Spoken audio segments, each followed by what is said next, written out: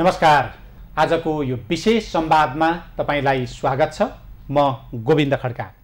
आज हामी बजार स्वच्छता र अनुशासनका लागि संसदको भूमिकाका विषयमा छलफल गर्दैछौँ।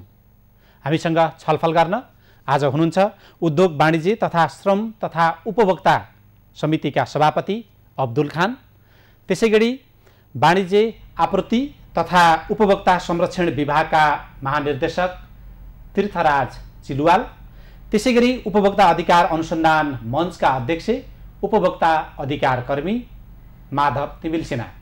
आज उहाँहरूसँग दशैं, तिहार, छठ यो चाडबाडको अवसरमा विशेष गरी बजार स्वच्छ कहिल्यै पनि हुँदैन, बजारमा बजारको अनुशासनता देखिँदैन, त्यसमा संसदको भूमिका के हुन सक्छ, सरकारी निकायलाई संसदले कुन ढङ्गले सहयोग गर्न सक्छ, त्यसमा उपभोक्ताका हिसाबले उपभोक्ताहरू कसरी जोडिन सक्छन् र जिम्मेवारी पाएको सरकारी निकायले के गरिरहेको छ त्यसमा संसद कसरी सहयोगी बन्न सक्छ, आज यिनै विषयमा छलफल गर्नेछौँ। सबभन्दा पहिले कार्यक्रम विशेष संवादमा यहाँहरूलाई स्वागत छ। सबभन्दा पहिले म उपभोक्ताकै कुरा सुन्न चाहेँ।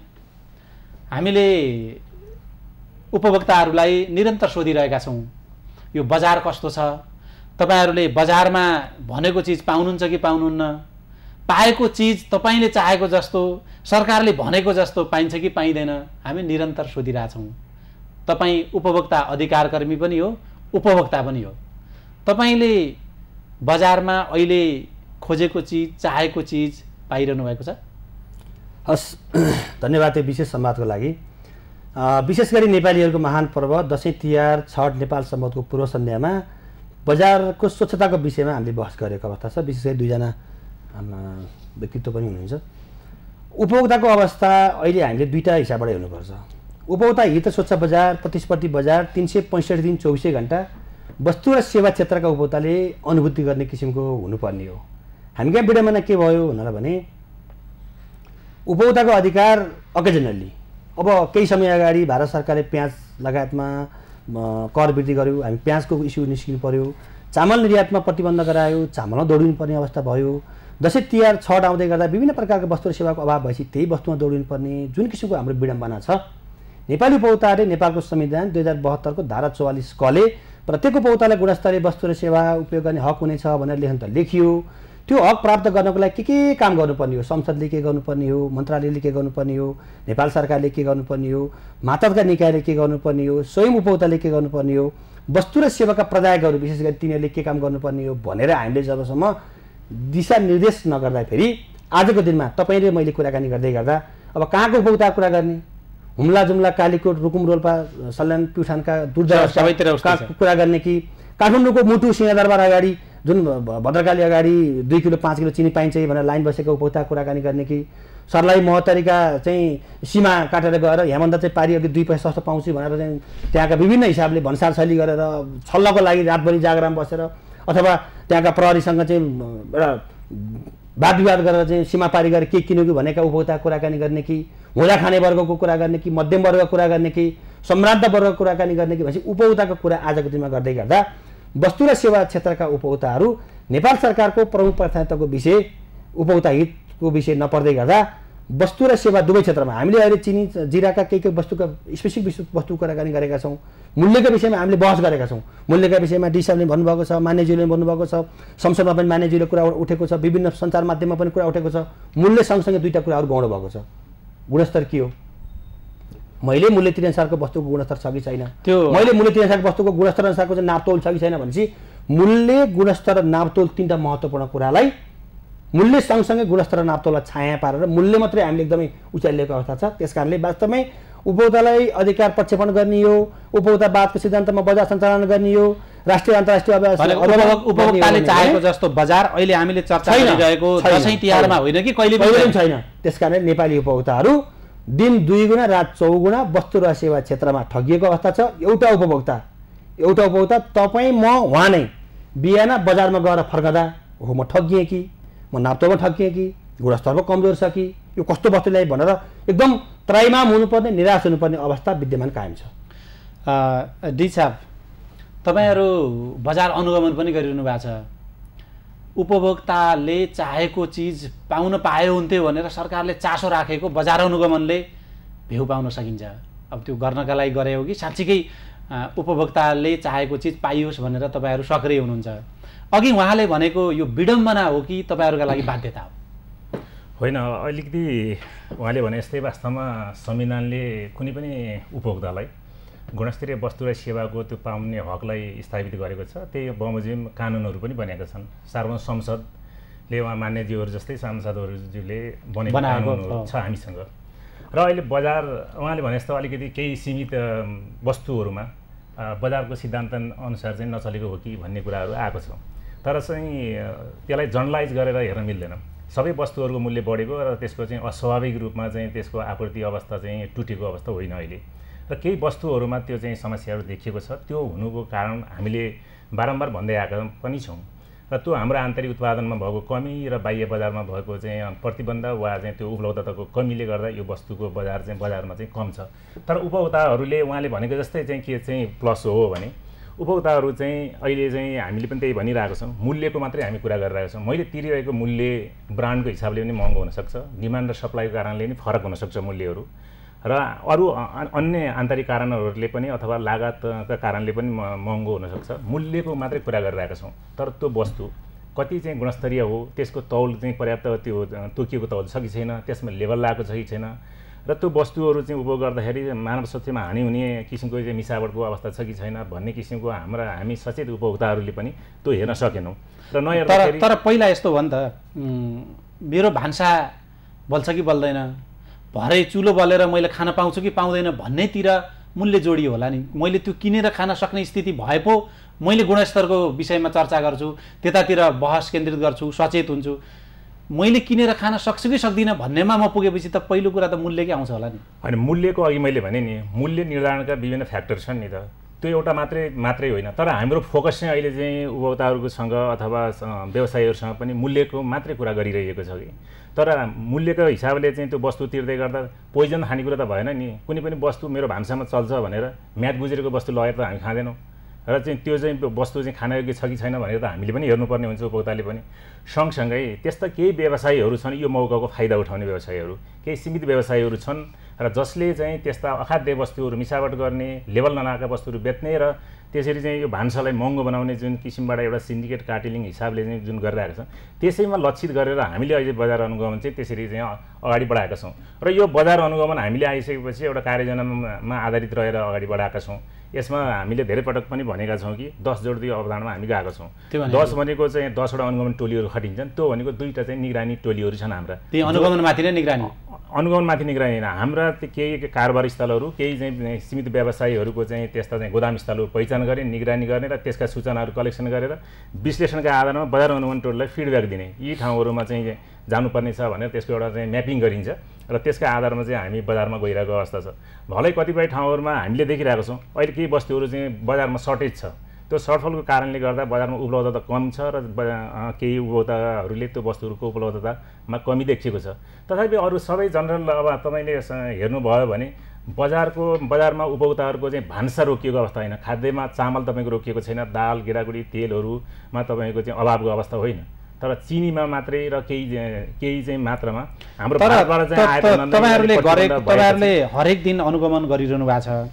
तपाईहरूले गरेको मसँग भएको तपाईँहरूकै रिपोर्टले चाहिँ करिब 90% बजार चाहिँ स्वच्छ छैन, कहीँ न कहीँ तपाईँहरूले जरिवाना गर्नुपर्ने स्थितिमा छ भनेर रिपोर्ट दिइरहनु भएको छ। त्यो भयावह स्थिति होइन? त्यसका पनि कसुर र प्रकृति हेर्नुपर्छ। त्यसलाई चाहिँ सामान्यकरण हेरेर त्यसलाई विश्लेषण गरियो भने त्यो अपुरो हुन्छ। त्यो बजारको स्वच्छताको हिसाबले कतिपय विषयहरू हामीले त्यहाँ बजार अनुगमन गर्दै गर्दा म्याद नआएका वस्तुहरू नष्ट गरेको थोरै अङ्क छ। कसैले चाहिँ सरसफाइ नगरेको, कसैले अनुज्ञापत्र लिनुपर्नेमा नलिएको तर वस्तु चाहिँ राम्रो नै बिक्री गरिरहेको छ, तर उसले चाहिँ दर्ता नगरिकन कारोबार गरेको छ। धेरै मूल्य सूची नराखेको अधिकांश देखिन्छ। त्यो भनेको चाहिँ बजारको चाहिँ अस्वस्थ वस्तु बिक्री बजार स्वच्छता र अनुशासनसँग त जोडिन्छ। हो, त्यही त भन्दैछु म। हामीले त्यो वस्तु चाहिँ आपूर्ति हुँदै गर्दा त्यसले बजारमा त्यो वस्तु जाँदै गर्दा भान्सा चाहिँ अस्वस्थ बनाउँदैन। त्यसले त्यो वस्तु किनेर खाँदाखेरि त्यो कसैले मूल्य सूची नराखेको कारणले हाम्रो भान्सा चाहिँ अस्वस्थ हुने होइन, मूल्यको कारणले चाहिँ अस्वस्थ हुने हो। त्यो मूल्यलाई नै करेक्ट गर्नका लागि हामीले उनीहरूलाई मूल्य सूची राख्नलाई त्यही नै भनिरहेका छौँ र त्यो यदि कसैले मूल्य सूची राखेको छैन भने त्यही नै हामीले चाहिँ जरिवाना पनि गरिरहेका छौँ। यसरी हेर्दा हाम्रो बजार चाहिँ कसैले अब वाणिज्य विभागले कति काम गरिरहेको छ भन्दाखेरि तपाईँले भनेकै प्रश्नमा हेर्ने हो भने वाणिज्य विभागले चाहिँ बजारमा त्यही स्वच्छता कायम गर्नको लागि गरेको त्यो अभियानका कारण नै त्यो किसिमको चाहिँ अहिले जुन किसिमको चाहिँ परिमाणमा सङ्ख्यामा चाहिँ बजारमा चाहिँ कारबाही गरिएको छ त्यसले केही न केही थप क्षति हुन अथवा थप व्यथिति हुनको लागि त रोक्ने काम गरेको छ नि त। त्यसरी यहाँसँग म पछि आउँछु। सभापतिज्यू, तपाईँहरू अहिले भर्खरै सुदूरपश्चिम र लुम्बिनी प्रदेशको केही ठाउँमा अनुगमन गरेर आउनुभयो। यो बजारलाई स्वच्छ र अनुशासित बनाउँछु भनेर तपाईँहरूको टोली त्यहाँ पुगेर आयो। के रहेछ बजार, के देख्नुभयो? सर्वप्रथम त यो दसैँ तिहारको लागि सम्पूर्ण नेपाली दाजुभाइहरू दिदीबहिनीहरूमा शुभकामना दिन चाहन्छु म आफ्नो र आफ्नो समितिको तर्फबाट। खास गरी बजारको व्यवस्थापनको विषयमा हाम्रो टोली सुदूरपश्चिमको 2वटा जिल्ला र लुम्बिनीको एउटा जिल्ला गरी 2-3 ठाउँमा चाहिँ हामीले बैठकहरू विभिन्न सरोकारवाला निकायसँग छलफल गऱ्यौँ। त्यस पछाडि केही ठाउँहरूमा आफै अनुगमन गरेर हामी अहिले भर्खर काठमाडौँ आइपुग्यौँ। के पाउनुभयो? खास गरी उहाँ डिजी साहबले भने जस्तै खास गरी बजारको व्यवस्थापनमा अहिले जुन परिस्थिति छ, मैले त खासमा अब बोर्डर साइड इन्डियाको बोर्डर साइडमा घुमेर आएको हो।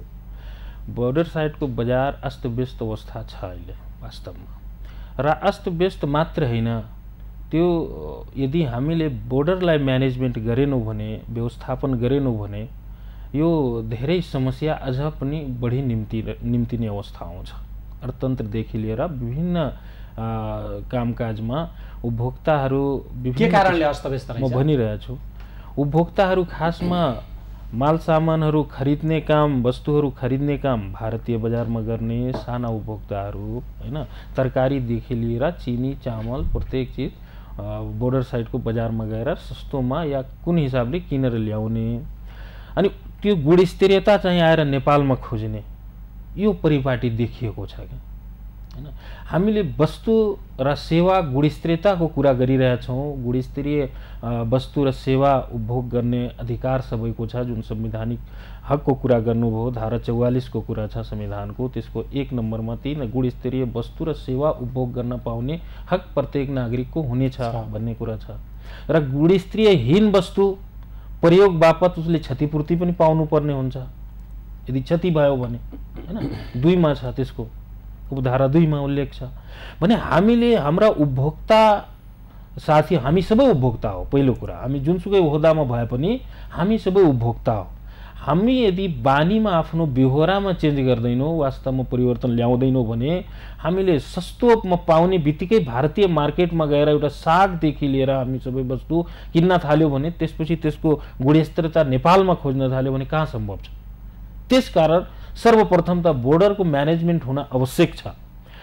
हो, हामीसँग धेरै वस्तुहरू, हामीसँग धेरै सेवाहरू हाम्रो देशमा उपलब्ध छैन, त्यो बाहिरबाट कहीँ न कहीँबाट ल्याउनै पर्छ। त्यो एकदम यथार्थ कुरा हो, सही कुरा हो।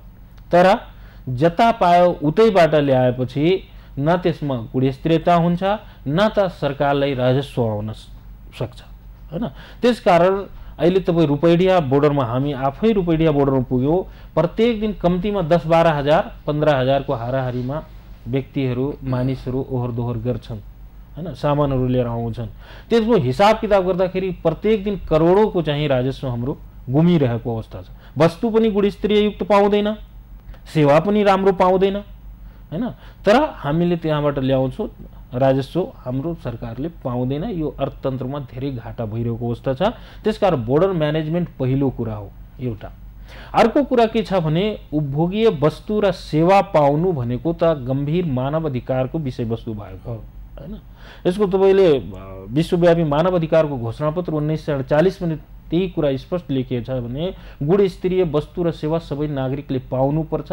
इभन औषधिदेखि लिएर उसले लत्ता कपडासम्म पनि गुणस्तरीय पाउनुपर्छ भनेर धारा 21 को 2 र 25 को 1 ले स्पष्ट लेखिएको छ हैन। त्यसकारण अर्को कुरा के छ भने हाम्रो देशको जुन हाम्रो देश संयुक्त राष्ट्रसङ्घमा दर्ता भएको हो, संयुक्त राष्ट्रसङ्घको परिपाटीलाई नियमलाई मान्नुपर्ने हुन्छ। संयुक्त राष्ट्रसङ्घले पनि यस विषयमा नियमहरू बनाएको छ। त्यसकारण हाम्रो देशले पनि यस विषयमा जवाबदेही हुन्छ। हाम्रो देशका उपभोक्ताहरूले कसरी कालोबजारीमा परिरहेछन्, कसरी गुणस्तरीय वस्तुहरू सेवन गरेर नकारात्मक प्रभाव परिरहेछ, यो सबै रिपोर्ट चाहिँ हाम्रो देशले पनि संयुक्त राष्ट्रसङ्घलाई दिनुपर्ने हुन्छ। त्यसकारण अब दुई तीनटा कुरा छ। अब तपाईहरु अनुगमनमा म भनिरहेछु, मैले के पाएँ भन्ने विषयमा आएकै छैन अहिले। ठिक, एउटा त तपाईलाई भने एउटा बोर्डरको इस्यु हामीले पायौँ एकदम। अर्को के रहेछ भने जिल्लाहरूमा विभिन्न किसिमका अधिकार कर्मी साथीहरू छन्, कसैको महासङ्घ छ, कसैको के छ, कसैको के छ, साथीहरू लागि पर्नु भएको छ। अर्को हाम्रो सरकारको सम्बन्धित निकाय छ जुन उपभोक्ता हकहितको विषयमा नापतौलदेखि लिएर गुणस्तर मापनसम्मको काम गरिरहेको छ। सबैले आफ्नो काम वास्तवमा गरिरहेछन्, तर समस्या हाम्रो सरकारको जुन मातहतका निकाय छ त्यहाँ साधन स्रोतको साह्रै अभाव रहेको छ हैन। 6-6वटा जिल्लालाई 3 जना कर्मचारीहरू हेर्न बाध्य भएछ, त्यो पनि हेर्नुपर्छ। साधन पनि छैन, स्रोत पनि छैन। एउटा त्यो साह्रै समस्या हो, यो देशकै समस्या हो भनेको त्यो पनि समस्या देखियो। अर्को उपभोक्ता कर्मी साथीहरूले जुन प्रकारले एउटा रिपोर्ट तयार गर्नुपर्ने खासमा त्यो भइरहेको छैन भन्ने बेलामा त हामी यो अधिकार कर्मी, यो मञ्चका, यो महासङ्घका भन्नुहुन्छ, तर उहाँहरूले कम्तीमा 2 महिना, 3 महिना, 4 महिनामा एउटा रिपोर्ट त प्रकाशित गर्नु पर्यो नि। हाम्रो हो एकदम थाहा छैन हाम्रो सरकारले के गरिरहेछ, हाम्रो यो संसदीय समितिका साथीहरू के गरिरहेछन्, सरकारका मातहत निकाय के गरिरहेछन्, त्यो बीचमा उहाँहरूले जुन एउटा पुलको काम गर्नुपर्ने त्यो पनि स्पष्ट आइरहेको अवस्था देखिँदैन।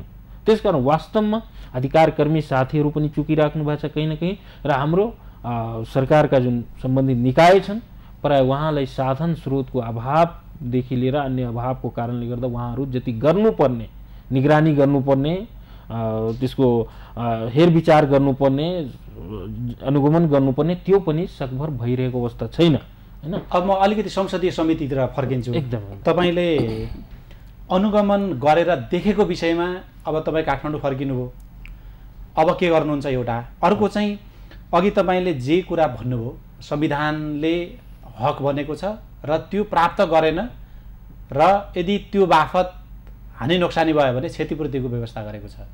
तपाईको समितिले त्यो कार्यान्वयन गर्न यो बीचमा के गर्यो, अनुगमन त गर्यो, तर त्यसलाई कार्यान्वयन गर्ने गरी संसदभित्र तपाईहरुले के गर्नुभयो र उहाँहरूलाई उपभोक्ता अधिकार कर्मीलाई पनि तपाईहरु संसदले, सरकारले के गर्दैछ, संसदीय समितिलाई सहयोग पुग्ने गरी यस्तो कुरा हामीले ल्याइदिनुहोस् भन्नुभयो कि भएन? एकदम हामी भन्यौँ, हामी कहीँ न कहीँ रिपोर्ट पनि ल्याएछौँ हैन। जहाँ जहाँ हामी पुग्न सक्यौँ, जति हामी भ्याउन सक्यौँ 3-4 दिनको समयमा हामीले रिपोर्ट पनि ल्याएछौँ। र त्यो रिपोर्टलाई के गर्ने भने हामी डाइरेक्ट कार्यान्वयन गर्ने पोजिसनमा हाम्रो समिति छैन हैन, किनभने समितिको त्यो त सरकारको संयन्त्र छँदैछ। तपाईहरुले कार्यान्वयन गर्ने तहमा लैजाने त तपाईले भन्नुभयो, तपाईको समितिले अब के गर्ने त्यो कुरा गर्दैछु हैन। समिति आफैमा कार्यान्वयन गर्न सक्दैन, किनभने त्यो कार्यकारिणी पोजिसन होइन। मैले सरकारलाई सुझाव दिने हो, राय दिने हो, निर्देशन दिने हो हैन। त्यसमा मैले जति मैले भने नि बोर्डरदेखि लिएर समस्या, तपाईँको मानव संसाधनदेखि लिएर विभिन्न किसिमको स्रोतसम्म अनेकौं समस्याहरू विभिन्न सेक्टरहरूमा पाए। त्यो उपभोक्ता अधिकार कर्मीहरूमा पनि, हाम्रो मातहतका निकायहरूमा पनि र मेरो समितिमा पनि विभिन्न किसिमका समस्याहरू र विभिन्न किसिमका गरेका राम्रा कामहरू पनि छन्। समस्या मात्रै होइन, धेरै समाधान पनि गरेछन् त्यही हैन। उहाँहरूले नगरेको भए त सायद उपभोक्ताहरूको हालत अहिले के हुन्थ्यो त्यो त भन्न मिल्दैन, सकिँदैन। त्यसकारण सबैले राम्रा काम गर्नुभएको र केही छुटेका कामहरू, केही अभावका कारण त्यो सबै रिपोर्ट चाहिँ त्यो निर्देशन दिने काम हामी सरकारले गर्छौँ। त्यसमा एकदम विश्वस्त रहनु। अरू मुद्दामा समितिले बीचमा के गर्यो, अब के गर्छ भन्ने विषय फेरि आउँला। म फेरि माधव सरलाई नै जोड्न चाहे। तपाईहरु सरकारले गरेन, संसदले गरेन भनेर भनिरहनुहुन्छ, तर तपाईहरु पनि त खास व्यवस्थित तरिकाले आफू केही गर्नु हुँदो रहेछ, खालि मुद्दा मात्रै उठाउनु हुन्छ। धन्यवाद। दुनियाँमा उपभोक्ता अधिकार कर्मी, उपभोक्ता अधिकार संस्थाले गर्ने भनेको खबरदारी हो। हामीलाई कुनै किसिमको अधिकार छ, हामीलाई कसैले के गर्ने अधिकार छ? खबरदारी पनि त वास्तविक आधारमा आजभन्दा 3 महिना अगाडि, दसैँ तिहार आउनुभन्दा 3 महिना अगाडि हाम्रो आपूर्ति सप्लाई चेन बिग्रिएको छ।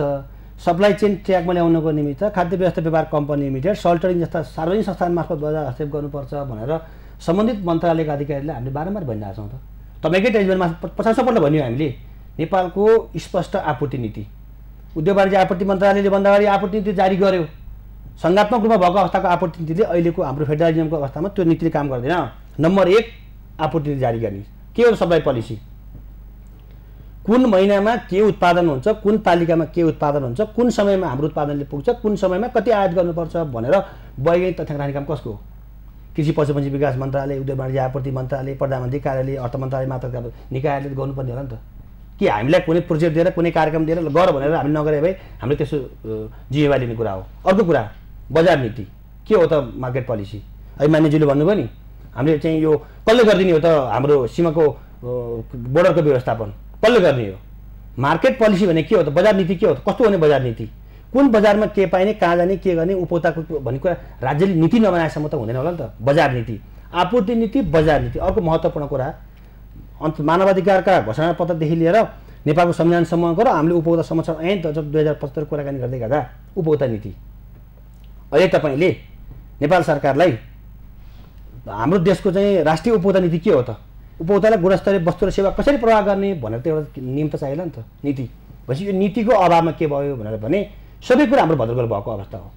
भनेको त्यो नीति त छ नि त। नीति उपभोक्ता नीति पनि छैन, बजार नीति पनि छैन, आपूर्ति नीति छ। आपूर्ति नीति भए पनि अहिलेको हाम्रो समर्थन अनुसारको नीति छैन। अर्को महत्त्वपूर्ण कुरा के हो भने राज्यका यत्र संयन्त्र, संसदीय समिति, सरकार, मन्त्रालय मात्रका दर्जनौं निकाय विभाग आखिर के को निमित्त भन्दा बजारमा सुशासन कायम गर्न, बजारलाई प्रतिस्पर्धी बनाउन, बजारलाई उपभोक्ता मैत्री बनाउन, बजारको माग र आपूर्तिको वास्तविक तथ्याङ्क सङ्कलन गर्न भनेर हाम्रो राज्यका यत्र किसिमका संयन्त्र भएको होइन र? आखिर त हामीले नै हो ठुलो कुरा गरेको होइन। संसदमा उपभोक्ताको हित हेर्नको लागि छुट्टै समिति चाहिन्छ भनेर हामीले पनि हाम्रो झुटा हो। यो संसदीय समिति गठन गर्ने जुन संविधान जारी भइसकेपछि पहिलो अवस्थामा कमसेकम हामीले पठाएका हाम्रो जनप्रतिनिधिहरू हाम्रो माइबाप भनेको चाहिँ समिति बन्नुपर्छ भन्ने हिसाबले नै हामीले समितिको परिक्रमा हामीले पनि माग गरे हो। तर के भयो भन्दा उहाँ त भर्खरै किन भन्दा हाम्रो समिति नै ढिला गठन गर्यो पछिल्लो चरणमा। योभन्दा अघिको इतिहास हेर्ने हो भने अब अन्यथा नदिने होला। म सामान्य उपभोक्ताको हिसाबले बोल्दै गर्दा सबै हाम्रो कर्मकाण्डी भइरहेछ। किन भन्नु भने अहिले भन्नु पनि है संसदीय समितिले पनि कर्मकाण्डी हो। हामी कार्यकारी भूमिका होइन, सरकारले निर्देशन दिएको के गर्यो भनेर उहाँ भनिदिनुहुन्छ, उहाँ पन्छिदिनुहुन्छ। पटक पटक के भयो त? आजको दिनसम्म उपभोक्ता हित, स्वच्छ बजारमा अनुशासन कायम गर्न मन्त्रालय, प्रधानमन्त्री कार्यालय लगायत त्यो मात्र निकायका निर्देशन कति पालना भयो, कति कार्यान्वयन भयो, कार्यान्वयनको चरण कहाँ गएर रोकियो, के कार्य रोकियो भनेर त संसदीय समितिले पनि त्यसलाई हेरिनुपर्ने कुरा। त्यो हेरेको अवस्था छैन। त्यस कारण के भयो त भन्दा अब संसदीय समितिहरू दशैं तिहार छटाउनुको 15 दिन अगाडि यो गर भन्ने निर्देशन दिने, संसदको अर्को समिति 7 दिन अगाडि यो गर भन्ने निर्देशन दिने, मानवाधिकार आयोग 7 दिन अगाडि यो गर भन्ने निर्देशन दिने होइन। आखिर के हो भन्दा अब आगामी वर्षको दशैं तिहार होइन कि आगामी वर्ष 365 दिने हाम्रो सप्लाई चेन कसरी चाहिँ ट्र्याकमा ल्याउने, कसरी उत्पादन बढाउने, कसरी आयातलाई विस्थापित गर्ने भन्ने विषयमा प्लान अहिले गर्नु पर्यो नि त। हामी के हो त 10 दिन अगाडि प्लान गरिरहेका छौँ, 10 दिन अगाडि इस्यु उठाएको छौँ, मिडियामा इस्यु उठ्छ, हामीले मिडियामा बोल्छौँ, जनताले बोलिसकेपछि हाम्रो सबै संयन्त्र जुर्मुराको जस्तो अवस्था हुन्छ। त्यसले गर्दा हाम्रो यो कुरा दिगो प्राप्त गर्न सकेन। अर्को महत्त्वपूर्ण कुरा के हो भने यो कुरा भन्नुपर्छ मैले अधिकार कर्मीको रूपमा वाणिज्य आपूर्ति तथा उपभोक्ता संरक्षण विभागलाई नेपालको संविधानले मौलिक अधिकारको रूपमा उपभोक्ताको अधिकार दिइसकेपछि बाध्यात्मक रूपमा मौलिक अधिकार कार्यान्वयन गर्न कानुन जारी गरियो, उपभोक्ता संरक्षण ऐन 2075। त्यो कार्यान्वयन गर्ने अहिले सबैजनालाई कराउने दिशा यहाँ हुनुहुन्छ। उहाँसँग अर्धन्यायिक निकाय, मौलिक अधिकार कार्यान्वयन गर्ने निकायसँग के हुनुपर्छ हामीले हेरौँ न। अहिले हेर्दै गर्दा जस्तो राष्ट्र अनुसन्धान विभागसँग प्रहरी पनि छ, त्यो किसिमको इन्टेलिजेन्सका मान्छेहरू पनि छ, तर सरसर केही पनि छैन। न प्रहरी छ, न केही छ, न खाद्यको मान्छे छ, न गुणस्तरको मान्छे छ, न औषधिको मान्छे छ, न पशुको मान्छे छ। भनेपछि उहाँले के हो मन्त्रालय फरक मन्त्रालय छ। प्रहरीमा होइन गिरेसँग समन्वय गर्नुपर्ने, के भन्छ फुड इन्सपेक्टरमा होइन कृषिसँग समन्वय गर्नुपर्ने, त्यसपछि औषधि पऱ्यो भने स्वास्थ्यसँग गर्नुपर्ने, माछा मासुलाई कृषिसँग गर्नुपर्ने। अन्तर्निकाय जुन किसिमको बिमेल छ नि, अन्तर्निकाय समन्वय गर्नको निमित्त उहाँलाई अधिकारै दिएन। त्यही भएर अब मैले त आज एउटा संजोग पनि मान्छु, मान्यजी पनि हुनुहुन्छ, सभापति हुनुहुन्छ, सबैभन्दा पहिला वास्तवमै हामीले सबै कुरालाई ट्र्याकमा ल्याउने हो। उपभोक्ताको अधिकार उपभोक्तालाई प्रक्षेपण गर्ने हो भने र बजारमा उपभोक्ता हित विभेदका गतिविधिलाई शून्य सहनशीलताको संस्कृतिको निर्माण गर्ने हो भने सबैभन्दा पहिला उपभोक्ता संरक्षण ऐन 2075 पुनर्लेखन गर्नुपर्छ। किनकि यहाँ करोडौँ अरबौँ कमाउने मान्छेहरू 3 लाख अनुमति पाउने, निर्देशन अधिकृत गरेर आछि टी हिसाबले के पनि गर्न नपाउने, निर्देशन अधिकृत अधिकार चाहिँ त्यही अन द स्पट 5,000 3 लाखसम्म जरिमाना गर्ने अधिकार दिएको छ। हजारौँको व्यापार गर्ने, हजारौँ होइन अरबौँ व्यापार गर्ने फस्ने गर्ने नाङ्लो त्यो एउटा सडकको छेउमा नाङ्लो व्यापार गर्ने पनि 3 लाख, अरब लगानी गर्ने पनि 3 लाख भएपछि जुन कानुनमा विभेद भयो नि, त्यस कारण हाम्रो रिजर्भेसन भनेको चाहिँ कानुन जारी गर्नुभन्दा पूर्व नै सबै स्टेक होल्डरसँग छलफल गर्ने।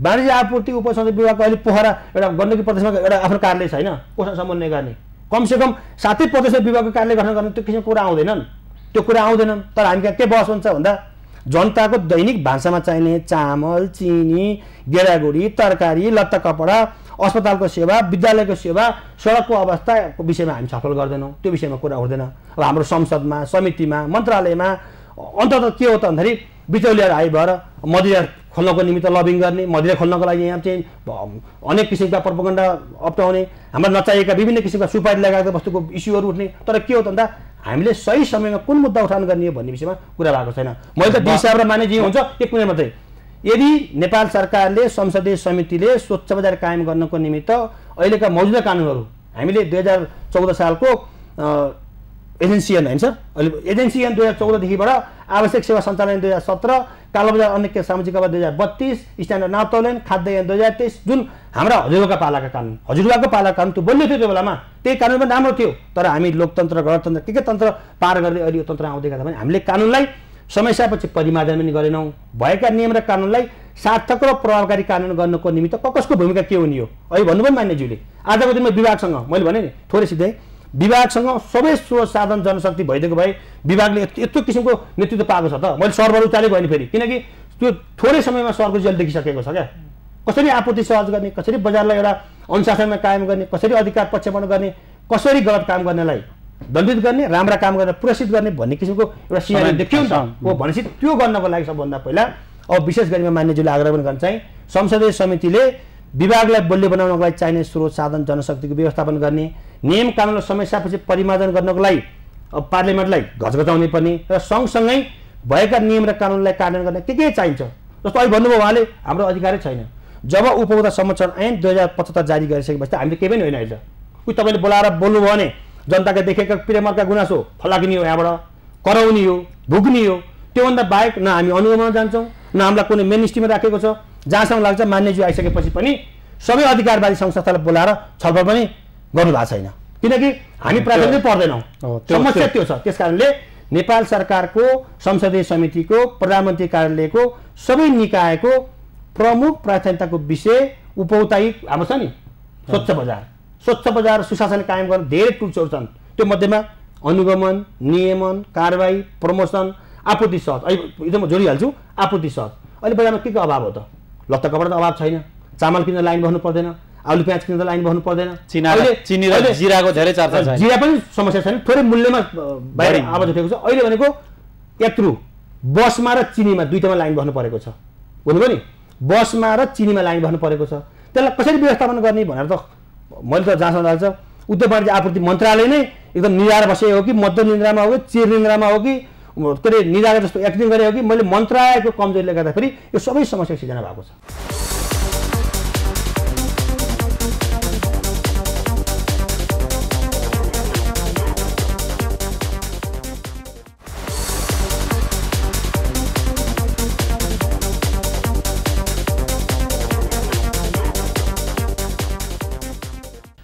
डी साहब, तपाईँहरू यसको सबैभन्दा महत्त्वपूर्ण निकाय बजारसँग जोडिएको तपाईँकै विभाग हो, तपाईँको नेतृत्वको। हातखुट्टा बाँधेर तपाईँहरूलाई हिँड भनेको हो त उसो भए? उहाँले भनेअनुसार त थुप्रै चिज छ तर केही पनि छैन, त्यसकारण विभागले काम गर्न सकेन भन्ने आशयको उहाँको अभिव्यक्ति आयो। तपाईँहरू त्यही भएरै काम गर्न नसके हो? त्यति मात्रै होइन, अब त्योभन्दा पनि धेरै छ अझै। होइन, उहाँले भनेको कुराहरूमा जस्तो उपभोक्तावादी संस्थाको प्रतिनिधित्व गरेर माधवसरले जुन कुरा राख्नुभयो होइन, त्यो आम उपभोक्ताले पनि त्यो बुझेको हुनुपर्छ भन्छु म होइन। जुन हाम्रा सीमितताहरू छन् बजार अनुगमनको सन्दर्भमा, जस्तो मान्यज्यूले पनि भन्नुभयो जुन स्रोत साधन सीमित छन् तर चाहिँ हाम्रो संरचनागत रूपमा पनि हामीले चाहिँ त्यो किसिमबाट चाहिँ जस्तै एउटा जिल्लामा तीनटा कर्मचारीहरूले त्यो क्षेत्रमा हेर्न सक्ने कति सम्भावना छ भन्ने कुरा यो किसिमले हेर्दाखेरि के हो भने समस्याको हामीले चाहिँ त्यो गहिराई बुझेका छौँ र हामीसँग त्यो न्यून स्रोत साधन छ हो, त्यसमा चाहिँ मैले चाहिँ होइन भन्न मिल्दैन, किन भन्दा भएकै त्यो न्यून स्रोत साधन छ र हामीसँग फेरि अपेक्षाहरू उच्च छन् र जिम्मेवारीहरू पनि हामीलाई चाहिँ धेरै बोकाइएको छ। तर त्यो जिम्मेवारीहरू निर्वाह गर्दै गर्दा हामीसँग भएका कमभन्दा कम चाहिँ स्रोत साधनबाट पनि हामीले अधिकतम चाहिँ दिने प्रयास चाहिँ गरिरहेका छौँ र हामी आफ्नैमा चाहिँ त्यो स्रोत साधन नभए पनि हामीले चाहिँ 753वटै पालिकाहरूलाई हामीले त्यो अधिकार प्रत्यायन गरेर स्थानीय बजारलाई नियमन गर्नको लागि त्यो अधिकार प्रत्यायन गरेर हरेक कारबाही गर्ने उपभोक्ता संरक्षण ऐन 2075 बमोजिमको कारबाही गर्नका लागि उहाँहरूलाई त्यो अधिकार प्रत्यायन गरेपछि त्यो समस्या छैन कानुनी रूपमा। र यसै गरी सबै 77वटै जिल्ला प्रशासन कार्यालयहरूमा सबै सहायक प्रमुख जिल्ला अधिकारीहरूलाई पनि त्यो अधिकारहरू प्रत्यायन गरेका छौँ। 42वटा इलाका प्रशासन कार्यालयलाई पनि त्यो अधिकार हामीले चाहिँ बजार अनुगमनको लागि अधिकार प्रत्यायन गरेका छौँ। र यसरी केन्द्रीय निकायहरूमा पनि नापतौल गुणस्तर खाद्य तथा चाहिँ औषधिहरू लगायतका निकायहरू पनि एकल अथवा संयुक्त रूपमा बजार अनुगमन खटिएको अवस्था छ। यसरी हेर्दा 900भन्दा बढी निकायहरू खटिएको छ। म भन्दैछु तपाईँलाई कि 900भन्दा बढी निकायहरू परिचालित र क्रियाशील अवस्था हो संरचनागत रूपमा। तथापि केही वस्तुहरूको चाहिँ अहिले जुन किसिमको केही देखिएन भन्ने कुराहरू आइरहेको छ। तपाईँले उठाउनु भयो कि बजार त्यस्तो हो, बजार त्यति मात्रै होइन कि त के हो भन्दाखेरि बजारमा अहिले उहाँले भने जस्तै बजारमा चाहिँ चिनीको एउटा अभावलाई लिएर अथवा एउटा जिराको अलिकति मूल्य वृद्धि भएको विषयलाई लिएर हामीले जति कुराहरू उछालिरहेका छौँ नि, बजारमा चामलको अभाव छ र छैन नि। हाम्रो देशमा उत्पादन नहुने प्याज त 1% पनि हाम्रो डिमान्डको चाहिँ उत्पादन हुँदो रहेनछ, त्यो त अभाव छैन नि। अहिले हामी कहाँ दाल पनि हाम्रो करिब चाहिँ 40% पनि हामी कहाँ उत्पादन हुँदैन, 60% त हामी आयात गरिरहेका छौँ, त्यसको पनि अभाव छैन। चामल झन्डै 50% जति हामी आयात गरिरहेको रहेछौँ, त्यो पनि अहिले अभाव छैन र त्यसको मूल्य पनि अहिले घट्दो रूपमा अवस्थामा छ। यसरी हेर्दाखेरि हामीले एउटा वस्तुलाई मात्रै चाहिँ त्यसलाई जनलाइज गरेर बुझ्यौँ भने बजार चाहिँ तपाईँले भने जस्तै स्वच्छ र चाहिँ त्यो चाहिँ अलिकति अनुशासित छैन र अलिकति व्यथित छ कि भन्ने देखिन्छ। तथापि हाम्रा भान्साहरूमा भएका वस्तुहरू हामीले उपयोग गर्ने वस्तुहरू त्यो भान्सा मात्रै होइन, अहिले उहाँले उठाएको जस्तो सेवाको कुराहरू पनि छन् नि, जस्तो चाहिँ अहिले चाहिँ यातायातकै कुराहरू उठेका छन् होइन, धेरै महसुल भन्ने कुराहरू उठिरहेका छन्। ती वस्तुहरूकोमा पनि नियमन गर्ने सन्दर्भमा हामीसँग विशेषज्ञ कर्मचारीहरू चाहिँ अभाव छन्। हो, त्यसलाई चाहिँ हामीले स्वीकार गर्नुपर्छ। हामीसँग ल्याब पनि छैन, हामीसँग चाहिँ त्यो चाहिँ खाद्य प्रविधिको मान्छेहरू पनि कर्मचारीहरू छैनन्, हामीसँग त्यो तरकारीहरूको विषादी जाँच गर्ने हामीसँग त्यो उपकरण र त्यो चाहिँ जनशक्ति छैन। यसरी बजारलाई स्वच्छता अनि सरकारले त्यसैका लागि बनाएको अर्धन्यायिक निकायमा त्यो छैन भन्ने कुरा सरकारी संयन्त्रलाई थाहा छैन। म भन्दैछु तपाईँलाई, यसमै आउँदैछु। त्यो छैन भनेर हामी बसेका छैनौँ। हामीले त्यसै त 10वटा अघि मैले 10वटा अवधारणा 10 जोड 2 को भन्दै गर्दा 10वटा त्यो संयुक्त बजार अनुगमनमा ती निकायका चाहिँ कर्मचारी पनि हामीसँग सम्बद्ध भएर हिँडिरहनु भएको छ। त्यो उहाँहरू पनि त्यहाँ जोडिएर हिँडिरहनु भएको छ। त्यो त तपाईँहरूले अहिले गरेको अनुभव तपाईँले भनेअनुसार त 900भन्दा बढी निकाय योसँग जोडिएका छन्, बजारसँग यसलाई स्वच्छ बनाउने गरी जोडिएका छन्। उहाँहरूले त यदि उहाँहरू जोडिएर यसरी जोडिएर काम गरिरहेको भएर त तपाईँ योभन्दा थप व्यथिति हुनबाट जोगिएको छ। यदि ती निकायहरू परिचालित हुँदैन थियो भने त योभन्दा थप अराजक अथवा थप चाहिँ व्यथिति थप अनुशासनहीनता बढ्थ्यो होला। तर त्यसलाई त रोक्ने काम त केही हदसम्म त चाहिँ यी निकायहरू क्रियाशील भएको कारणले त भइरहेको त छ। एक किसिमको चाहिँ त्रासको वातावरण त केही व्यवसायीहरूमा त सिर्जना भएको छ। हामीले अस्ति भर्खरै चिनीको नि तपाईँहरूलाई चाहिँ देखिरहनु भएको छ। त्यो 70,000 केजी चिनी चाहिँ बरामद गरिसके पछाडि त्यो साल्टेनी मार्फत अहिले पठाइएको छ। त्यो चाहिँ 101 रुपियाँ 50 पैसा पठाउँदै गर्दा जनताले त 97 रुपियाँमा चाहिँ उपलब्ध गराइरहेको अवस्था छ नि त। अहिले फेरि तत्कालै पनि हामीले 1000 मेट्रिक टन उद्योगहरूसँग चाहिँ छलफल गरेर अहिले बजारमा ल्याउने तयारी भएको छ। त्यो चाहिँ हाई ग्रेडको चिनी हो आउँदैछ। त्यो हाई ग्रेडको चिनी 1000 मेट्रिक टन अहिले बजारमा आउने हो भने बजारमा कुनै किसिमको हाम्रै प्रयासले यदि त सम्भव भयो नि भन्न खोज्नु भयो। प्रयास जारी छ, हामी रोकिएका छैनौँ। मैले त्योसँगै अहिले जति हामी जुन विषयमा छलफल गर्दैछौँ, तपाईँको विभाग जुन नीतिगत हिसाबले पनि जनशक्तिको स्रोत साधनका हिसाबले पनि जुन सीमिततामा तपाईँहरू काम गरिरहनु भएको छ, विभागको अवस्था के छ, तपाईँहरू कसरी काम गर्दै हुनुहुन्छ, संसदीय समितिले के गर्नुपर्छ भनेर सभापति यहाँ हुनुहुन्छ, तपाईँहरूलाई सोध्नुभयो बोलाएर कहिले? होइन, संसदीय समितिले एउटा निर्देशन दिएको थियो होइन मानिज्यू, एउटा निर्देशन दिएको छ होइन। अब तपाईँसँग छलफल चाहिँ भएको छैन? हामीलाई प्रत्यक्ष रूपमा बोलाएर नभए पनि उहाँहरूले चाहिँ सरकारवालाहरूलाई र चाहिँ अब हाम्रा चाहिँ सचिवज्यूहरूलाई बोलाएर चाहिँ एउटा बजार अनुगमनलाई तीव्रता दिने र चाहिँ अलिक सघन बजार अनुगमन गर्ने, अलि नतिजामुखी बजार अनुगमन गर्नुपर्छ भनेर चाहिँ निर्देशन आएको छ। त्यो निर्देशन दिनुपर्छ र यसै गर्ने निकाय जिम्मेवारी होइन तपाईँहरू? होइन, बजार अनुगमन त हामी रेगुलरली गर्छौँ होइन। यो चाडपर्व लक्षित होइन। चाडपर्वको बेलामा अलिक बढी उच्च माग हुने र त्यसमा बढी माग हुने र त्यतिखेर केही सीमित बजारमा विक्रेताहरूले बढी लाभ लिन सक्ने अवस्था भएको हुनाले हामीले त्यस्ता चाहिँ उच्च जोखिम भएका वस्तुहरू जसमा चाहिँ बढी चाहिँ चलखेल हुन सक्छ त्यो वस्तुहरूलाई चाहिँ बजारमा पहिला चाहिँ सहज रूपमा आपूर्तिको व्यवस्था गर्ने। यदि सहज रूपमा कुनै पनि वस्तु आजको दिनमा चिनीको उपलब्धता भएन भने मैले 500 रुपियाँ तिरेर पनि चिनी पाउन सक्दिनँ।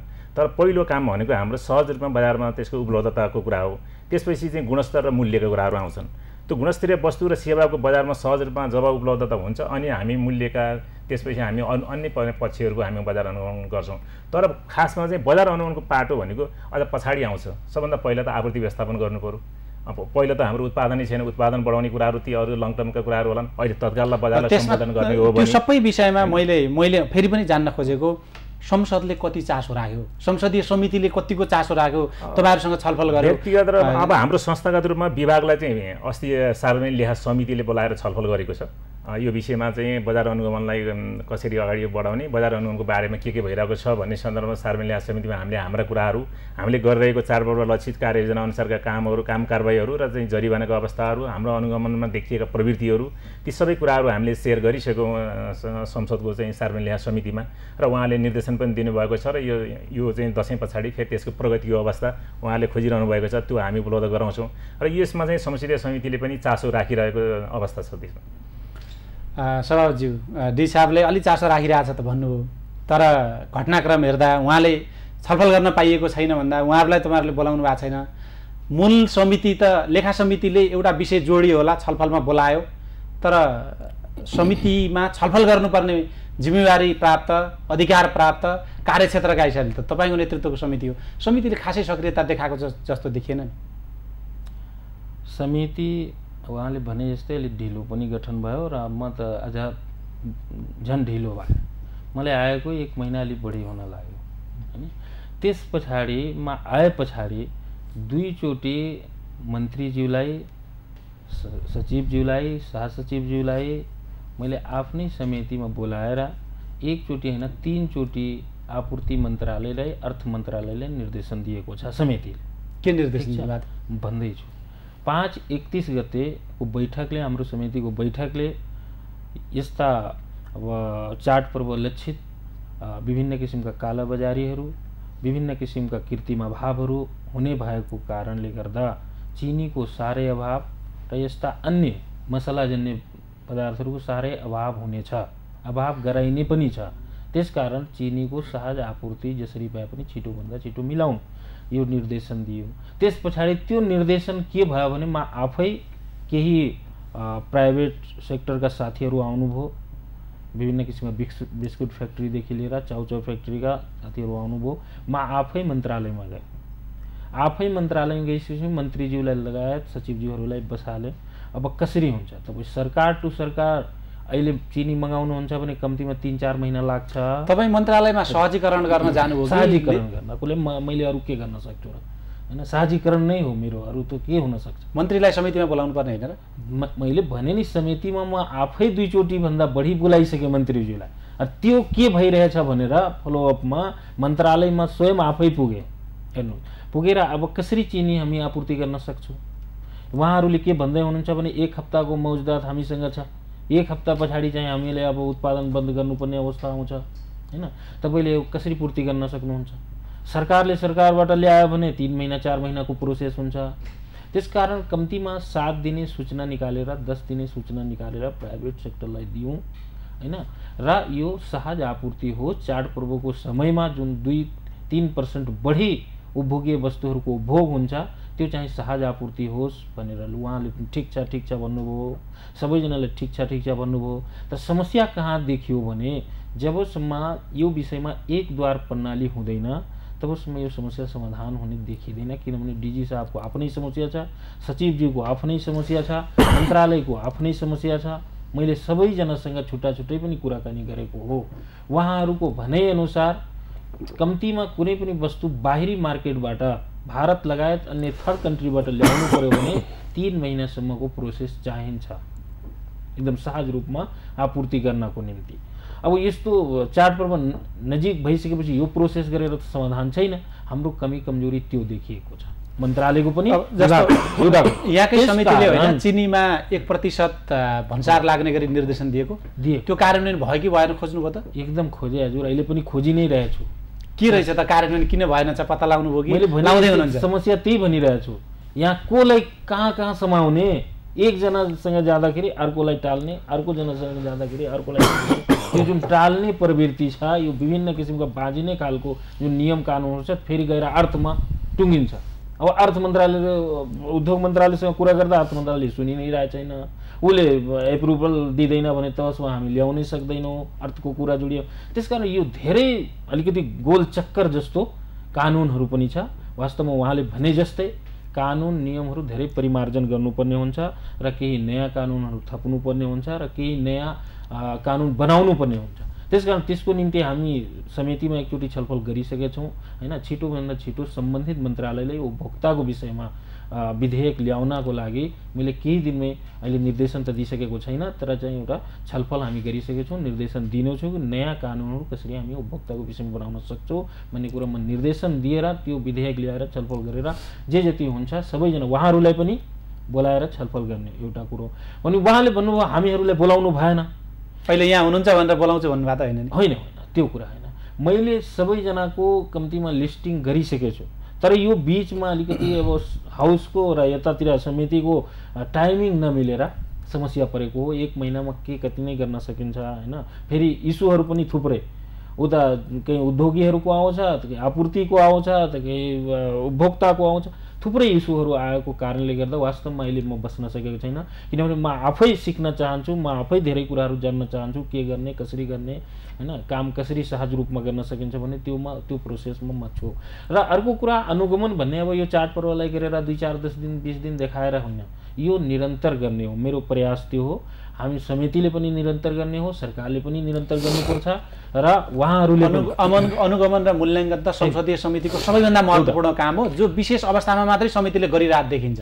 अर्को कुरा के छ भने अहिलेसम्म तपाईँ देख्नुभयो होला, अब देख्न सक्नुहुन्न त्यो यो कुरा तपाईँको प्रतिबद्धता, यो कुरा तपाईँ बुझिरहनु भोलि प्रश्न सोध्न नपरोस् भोलि। पर्दैन। मैले भने म जबसम्म हुन्छु तबसम्म एकदम पारदर्शी, तपाईँले पटक पटकमा आएर जवाब पनि दिन्छु मैले के गरेँ भनेर म गिनाउन पनि सक्छु। म 2 महिना 6 दिन खानेपानी मन्त्रालयमा थिएँ, त्यहाँ पनि म काम गिनाएकै हो। मैले 2 महिना 6 दिनमा के गरेँ, म यहाँ पनि जबसम्म हुन्छु तबसम्म गिनाउन सक्छु। अर्को कुरा के रहेछ भने अहिले बजारमा अभाव त उहाँले भने जस्तै त्यति साह्रै त छैन। मैले त्यो बोर्डर साइडको कुरा गरेँ, पहाडमा हुनसक्छ, म पुग्न सकेको छैन होइन। तर के छ भने उपभोक्ताहरू वास्तवमा ठगिरहेछ। कसरी ठगिरहेछन् भने एउटा कोको कोला सेटिङमा आउँछ। मानव एउटा उदाहरण म दिँदैछु। नेपालका व्यापारीहरूले भारतका व्यापारीहरूसँग सिधा कनेक्सन गरेर मोबाइलद्वारा साइकल मार्फत चाहिँ उताको सामान यता ल्याउने, यता खरिद्ने अनि बेच्ने काम भइरहेछ होइन। त्यहाँ इन्डियामा पाउने 120 रुपियाँको कोको कोला हामीले यहाँ 240मा बेचिरहेछौँ हाम्रो नेपालको मार्केटमा हैन। अब उताको वस्तु गुणस्तरीय हो होइन भन्ने त केही छैन। हाम्रो यहाँको उत्पादन भएको राम्रो हो नराम्रो हो त्यो उपभोक्तासँग सरोकार भएन। उसले त त्यतिकै पैसामा किन्ने भयो, तर व्यापारीले डबल फाइदा लिने काम अहिले पनि भइरहेको छ बजारमा। योतिर पनि हाम्रो ध्यान जानुपर्छ र यहाँ 761 जिम्मेवार बनाउन यहाँको समितिले तत्काल त्यो विषयमा केही न केही कदम चाल्दैछ। एकदम चाल्दै। अब बिचमा बिदा भयो, नत्र भने म आजै बैठक खासमा डाकेको हो, बिदा भएको कारणले गर्दा हुन सकेन। दशैं बिदामा पनि समिति सक्रिय छ भन्ने सन्देश दिन पाए हुन्थ्यो नि। त्यही दिनको लागि न गएर अहिले भर्खर नेपालगञ्जबाट आउँदैछु हजुर। अलिकति अब यो अवस्थाको विषयमा हामीले चर्चा गऱ्यौँ। संसदले के गर्दा साँच्चीकै अघि चिलवाल सरको नेतृत्वमा भएको विभागले पनि चाहेको जस्तो काम गर्न सकेको छैन। अघि यहाँले भनेको थुप्रै नीतिहरू, आपूर्ति नीति, बजार नीतिहरू बनाउनु पर्नेछ। त्यो नबनाइकन हामी जुन खालको अहिले छलफल गर्दैछौँ त्यो ठाउँमा पुग्न सकिँदैन भन्ने अहिलेको छलफलको एउटा निचोड छ। अब समितिले के गर्न सक्छ त? त्यतातिर जाउँ। संसद र समिति अझ मिनी पार्लियामेन्ट भनिन्छ, धेरै छलफल त्यही हुन्छ। फुल हाउसमा त 1 मिनट बोल्न पाइन्छ, विशेष समयमा धेरै सांसदले बोल्न नि पाइँदैन। त्यता धेरै छलफल उठ्नका लागि मात्र उठिन्छ, निचोड चाहिँ समितिले नै निकाल्ने हो। संसदले र समितिले के गर्न सक्छ? विशेष गरी उपभोक्ता संरक्षण ऐन 2075ले जे गर भनेको छ, बजारको तहतोक भनेको छ। हामी कहाँ धेरै कुरा उठ्यो नि त, बिचौलियाको कारणले गर्दा नि हाम्रो मूल्यहरू बढे, तह बढी भयो। उत्पादक र किसानले मूल्य नपाउने, उपभोक्ताले बढी तिर्नुपर्ने, बिचका विभिन्न किसिमका संयन्त्रहरूले बढी मुनाफा राख्दै गर्दा किसान र उपभोक्ता अथवा उत्पादक र उपभोक्ता मार्न परे भनेर विगत लामो समयबाट उठेको उठान छ। बजारको तह तोक्नु पर्ने कुरा पनि हाम्रो ऐनले भनेको छ। तह तोक्नको लागि आवश्यक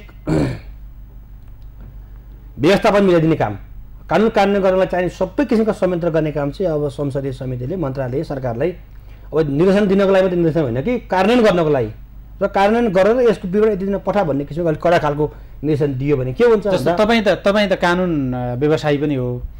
यदि समितिले निर्देशन दियो सरकारले कार्यान्वयन गरेन फेरि समिति न्यायालयतिर गएर कार्यान्वयन गराउने चरणमा जान सक्ने प्रावधान छ। अब यस्तो छ अब अहिलेको अवस्थामा त्यसरी संसदीय समिति र सरकार बीच द्वन्द्व पनि गर्दैनन्, द्वन्द्व हुने अवस्था पनि देखिएको छैन। किनभने उही सरकार उही मन्त्री उही सांसद उही मन्त्री उही किसिमको बाहुल्यता हुन्छ। त्यसकारण के हो भन्दा सबैभन्दा पहिला उपभोक्ता हित स्वच्छ बजार प्रतिस्पर्धी बजार कायम गर्नको निमित्त राजनीतिक प्रतिबद्धता मैले बारम्बार भनिरहेको छु चाहिँ, किनकि हाम्रो पोलिटिकल कमिटमेन्ट भयो भने पनि अलिकति काम गर्न सजिलो हुन्छ। भोलि अब संसदीय समितिले एउटा उपचार त खोज्न सकिन्छ कि हिजो लेखा समितिले खोजेको नजिर छ। सुने संसदीय समितिले निर्देशन दिन्छ, एउटा होइन दर्जनौं होइन सयौँभन्दा जान्छ। त्यसमा पनि कुन प्राथमिकताको विषय भन्ने कुरा पनि मन्त्रालयले हेर्ला। मन्त्रालय एउटा पार्टीको, संसदीय समितिको सभापति अर्को पार्टीको, त्यहाँ बसेको मेजोरिटी अर्को किसिमका समितिको उपसमिति गठन हुन्छ। एउटा त्यो अलिकति हाम्रो कता कता सबैको भावना चाहिँ के हो त भन्दा आखिर अहिले भन्नु नि उहाँले हामी सबै उपभोक्ता हो, मैले मूल्य तिरे अनुसार गुणस्तरीय वस्तु र सेवा प्राप्त गर्नुपर्छ भन्ने किसिमको त्यो भावना भित्रबाट आइदिएर काम गरिदियो भने सबै कुरा प्राप्त गर्न सकिन्छ, न त सकिँदैन। त्यो नजिर विगतको नजिरले प्रभावित गरेको छ। अर्को कुरा के हो भने संसदीय समिति अनुगमन जाने होइन, संसद मन्त्री जाने होइन। अब मान्यज्यूहरू नै अनुगमन निस्किने भने विभागको संरचना काम के त?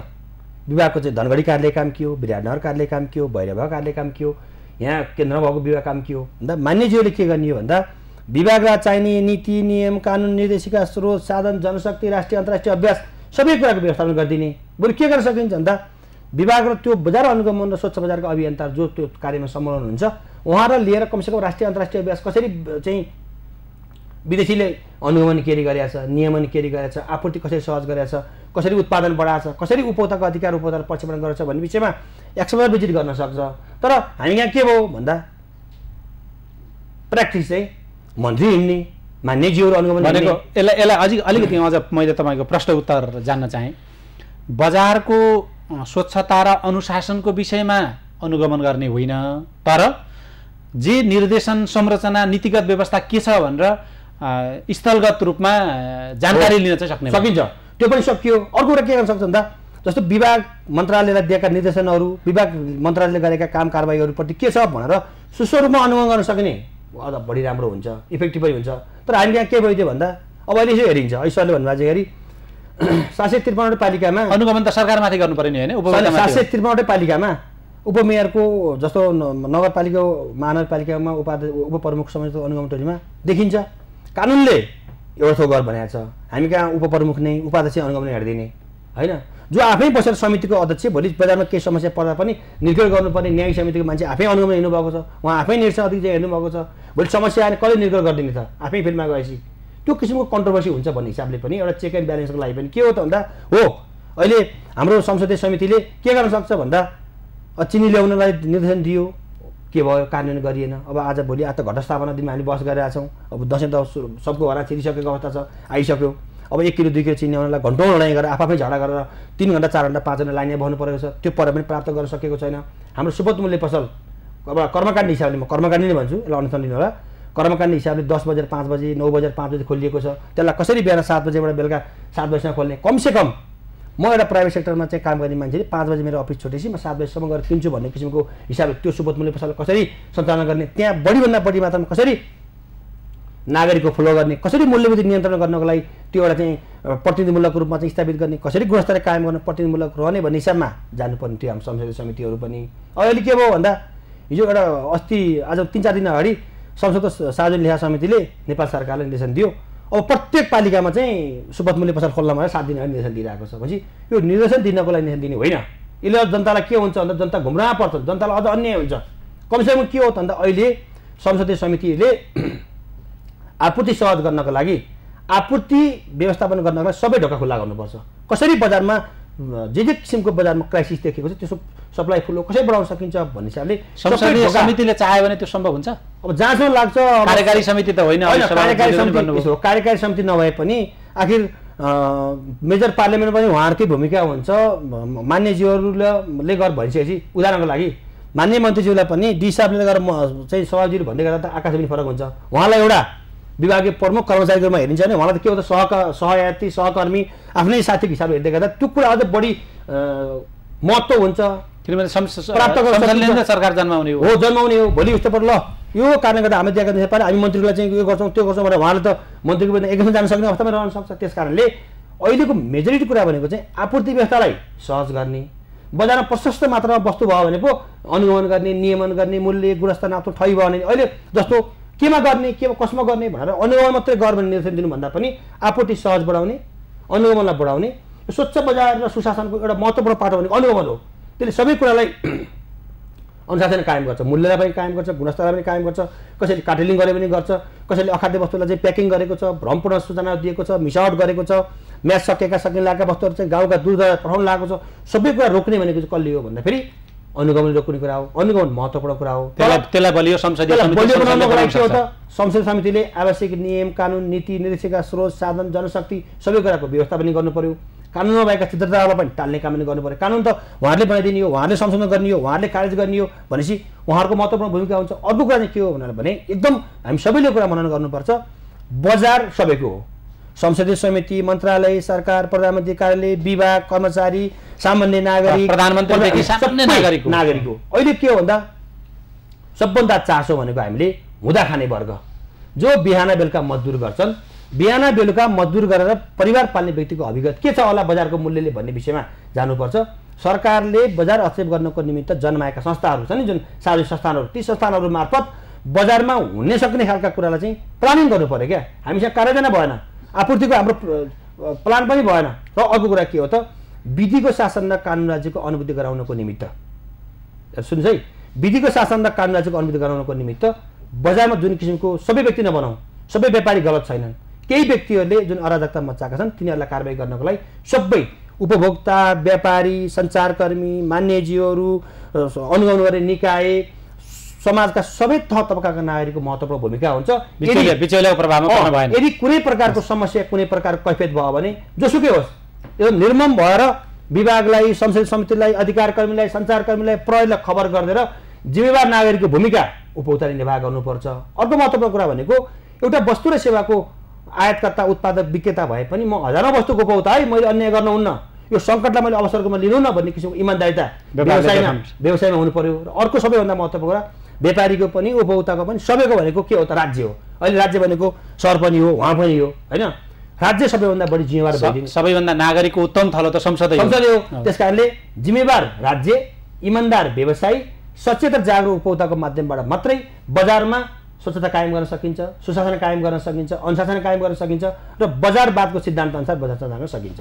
हामी अन्तिमतिर छौँ चिलवाल सर, यहाँहरूलाई संसदले के गरिदियो भने, सांसदज्यूहरूले के गरिदियो भने तपाईँले चाहेको, तपाईँले मनमा जे चाहिरहनु भएको छ, कतिपय अवस्थामा अघि स्रोत साधनको कुरा पनि गर्नुभयो, नीति विधिको कुरा पनि गर्नुभयो, के भयो भने नागरिकले चाहे जस्तो बजार तपाईँ बनाउन सक्नुहुन्छ, संसदले भूमिका खेलिदिनु पर्यो? मुख्य त अघि पनि धेरै कुराहरू मान्यज्यूबाट नै आइसके र उपभोक्ता कर्मीको हिसाबले आम उपभोक्ताकै धारणा उहाँले धेरै अभिव्यक्त गरिसक्नुभयो, होइन? संसदले हामीले हेरेको पनि अहिले उपभोक्ता संरक्षण ऐन हामीसँग एउटा टुल्सको रूपमा त त्यो छ, तर चाहिँ त्यसले जिम्मेवारी धेरै बोकाएको र चाहिँ कारबाहीको हिसाबहरू चाहिँ कारबाहीको गर्ने चाहिँ जुन चाहिँ सजाय र दण्डको व्यवस्थाहरू हो त्यो एकदमै कमजोर छ। त्यो धेरै कुराहरू अहिले छलफलमा नै आइसक्यो। कुनै व्यवसायीलाई मैले कारबाही गर्नलाई गरेँ भने अधिकतम हद मेरो 3 लाख छ, उसले 10औं करोडको उसले चाहिँ त्यो फ्रड गरेको छ, त्यहाँ मिसावट गरेको छ, अथवा त्यस्तो किसिमको क्राइम गरेको छ भने मैले चाहिँ ठुलो रकमको कारबाही गर्न सक्ने कानुन चाहिँ छैन। र कतिपय विषयहरू चाहिँ मसँग सम्बन्धित सिधै चाहिँ वाणिज्य विभागसँग पनि सम्बन्धित हुँदैनन्, तर त्यो चाहिँ विषय चाहिँ हामीले लेखेर चाहिँ सम्बन्धित निकायमा लेखी पठाउने भन्ने पनि कानुनमा छैन त्यो कुराहरू। र अर्को चाहिँ जनशक्तिको हिसाबले पनि अघि भनियो, त्यो जनशक्तिको हिसाबबाट चाहिँ ल्याबको कुरा पनि हामीसँग नभएपछि हामीलाई चाहिँ कस्तो छ भने कम चाहिँ स्रोत र साधन र चाहिँ अपेक्षा धेरै राखेपछि पछाडि त्यसले चाहिँ नतिजा चाहिँ अलिक कम र अलिक प्रभावकारी देखिएको हो कि भन्ने देखिन्छ। तथापि हामीसँग जति जनशक्ति छ र हामीले जति चाहिँ अरूसँग समन्वय गरेर काम गरिरहेको छौँ त्यसले अधिकतम दिने प्रयास चाहिँ हामी गरिरहेको छौँ। र संसदले गरिदिने भनेको नै त्यही हो, कानुन चाहिँ अलिक पुनर्लेखन जरुरी छ। मैले पनि आएर यो चाहिँ करिब 3 हप्ताको तपाईँकै नेतृत्वदायी भूमिका रहेको मन्त्रालयलाई पनि जिम्मेवार बनाइदिनु पर्यो, विभागका लागि पनि। त्यो भन्दा पनि यस्तो छ, अब हामीलाई मन्त्रालय त त्यसै नै जिम्मेवार हुँदै हो, त्यो भारी त उसले बोकेकै छ, त्यो भारी सँगसँगै हामीले पनि सेयर गरेर बोकेको मन्त्रालयको। तर कानुनमा चाहिँ अलिकति पुनर्लेखन गरिदिनु पर्ने, कानुनलाई अलिकति बलियो बनाउनु पर्ने, कानुनमा चाहिँ दण्ड संहिताको प्रावधानहरू चाहिँ बढाउनु पर्ने, जसले गर्दा चाहिँ यो चाहिँ जुन बजार स्वच्छता कायम गर्न नगर्ने र अनुचित व्यापारिक क्रियाकलाप गर्ने व्यापारीहरू चाहिँ अलि हतोत्साही हुन् र राम्रो व्यवसाय गर्नेहरू चाहिँ प्रोत्साहित पनि हुन् भन्ने हिसाबले पनि हामीले चाहिँ कानुन चाहिँ दह्रो बनाउनु पर्नेछ। तर कानुनमा हेर्दै सरसर्ती हेऱ्यो भने यति धेरै जिम्मेवारी दिएको देखिन्छ, ओहो वाणिज्य विभागले गर्न नसक्ने र नगर्ने काम केही पनि छैन जस्तो देखिन्छ। कारबाही हेर्दा अत्यन्त फितलो छ, जसले त्यही मैले गरेको कारबाही पनि मैले असुल गर्न सक्ने व्यवस्था कानुनमा छैन। उसले मैले गरेको जरिमाना उसले तिर्न भने के गरे? मुख्य कुरा कानुनलाई अलिकति व्यवस्थित बनाएर सशक्त बनाइदिनु पर्यो। त्यस्तो अवस्था छ। सभापतिज्यू, उहाँहरूले जति कुरा संसदसँग जोडेर अपेक्षा गर्नुभयो, थुप्रै कुरा गर्न सकिने पनि रहेछ। तपाईँहरूले अब के गर्नुहुन्छ? तपाईँको प्रतिबद्धता चाहन्छु म पहिले भनिसकेँ। वास्तवमा उपभोक्ता हक हित सम्बन्धमा कानुन अलिक कमजोर रहेछ। कानुन कमजोर भन्दा पनि कार्यान्वयन पछि धेरै कमजोर रहेको छ। उपभोक्ताहरूले पहिलो त उजुरी दिने क्रम नै कम छ। गुणस्तरीयहीन वस्तुबाट जुन क्षति भएको छ त्यो विषयमा धेरै कम छ उजुरी दिने। त्यो उजुरी चाहिँ बढी आउनु पर्यो र त्यो उजुरीको सुनवाई पनि छिटो हुनु पर्यो। अहिले अदालत जानुपर्छ हैन, त्यसको निम्ति उपभोक्ता अदालत पनि सायद गठन भएको छैन हैन। त्यसकारण यस्ता कानुनहरू वास्तवमा चाहिन्छ। त्यो कानुनको निम्ति मेरोबाट जति हुन्छ म विधेयक ल्याउनलाई सम्बन्धित मन्त्रालयलाई म निर्देशन गर्छु यो विषयमा। उहाँहरूले उठाएको कुरा लिखित रूपमा तपाईँको समितिमा आयो भने तपाईँलाई सहज हुन्छ? एकदमै झन् सहज हुन्छ, त्यो धेरै सहज हुन्छ। उहाँहरूबाट नआए पनि म आफ्नो स्तरबाट जे जति हुन्छ उहाँहरूलाई नै बोलाएर छलफल गराएर र अब कसरी चाहिँ हामीले उपभोक्ता सम्बन्धी नीति नियमहरू परिमार्जन गर्न सक्छौँ, नयाँ नीति ल्याउन सक्छौँ भनेर सरकारलाई सम्बन्धित निकायलाई म निर्देशन गर्छु। त्यो विषयमा मेरो प्रतिबद्धता हो, मेरो पहिलेदेखि यो योजना रहेको छ। हस्, धेरै धेरै धन्यवाद। यहाँहरूले समय दिनुभयो, समय र संवादका लागि विशेष धन्यवाद। आज हामीले बजारको स्वच्छता र अनुशासनका लागि संसदको भूमिकाका विषयमा छलफल गऱ्यौँ। बजारसँग जोडिएका, उपभोक्तासँग जोडिएका यस्ता सवालमा हामी निरन्तर छलफल गर्नेछौँ। तपाईँ हेर्दै रहनुहोला एबी न्युज खबर। नमस्कार।